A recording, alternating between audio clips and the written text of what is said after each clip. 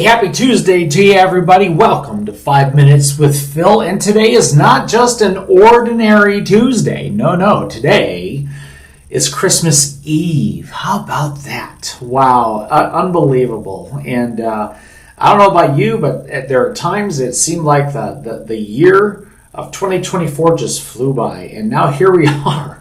Here we are on Christmas Eve. And I pray that you're looking forward to this Christmas holiday.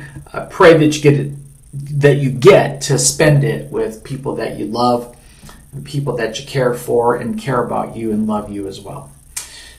Today I want to continue where we left off yesterday. Yesterday we started a 3-part series, so this is part 2. And we're looking at the wise men in the Christmas story.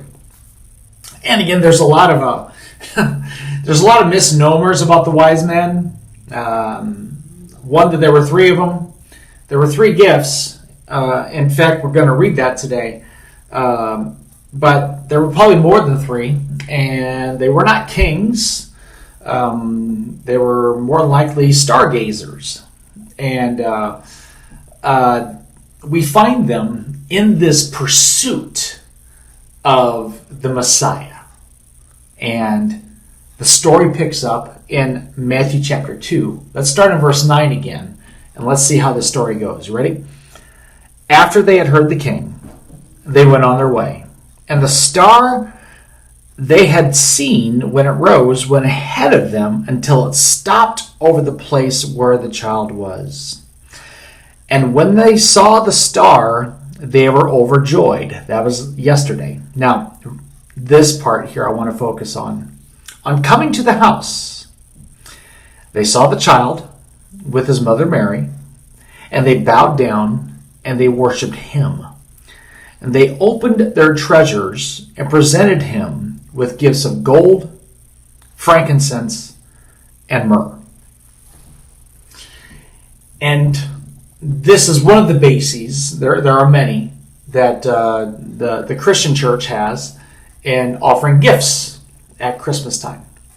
And we look at this scripture and we saw that when the wise men saw Mary and they saw Jesus, they gave their worship to Jesus, and they continued their worship by offering Jesus these incredible gifts of gold, frankincense, and myrrh.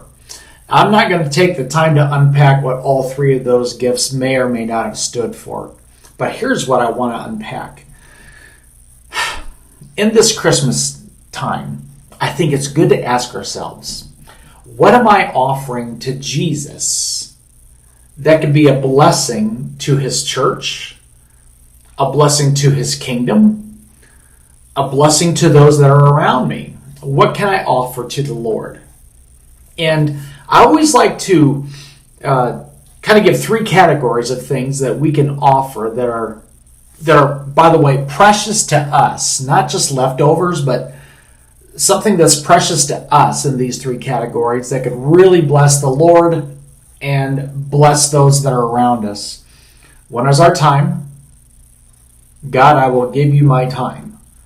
And I know that time is a precious commodity for many of us that are watching this here today. But God, I will give you part of my life every day so that you can do with me what you want and I can be used up by you. Another one is your talent. Each one of us, we have a specific ability that we can offer Jesus, whatever that is.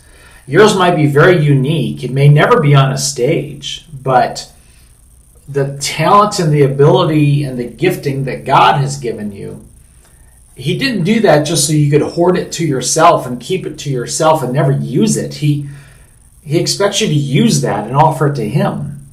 And obviously the third would be our treasure. Maybe God is leading you to bless the work of God with your finances. That's a very biblical, very healthy thing to do for a child of God. And so, just as the wise men offered gold, frankincense, and myrrh when they came into the presence of Jesus, it'd be my prayer that today you would make a commitment to offer to the Lord one of these three gifts, or maybe all three: your time, your talent, and your treasure. And I pray that this Christmas, it would not just be about what you receive, but it'd be what you offer and what you give in this season. All right, I got to let you go. I'm over time. Thanks for joining me. We love you. I pray that you have a wonderful Christmas Eve. And Lord willing, we'll see you again tomorrow for Christmas Day. You take care. Bye-bye.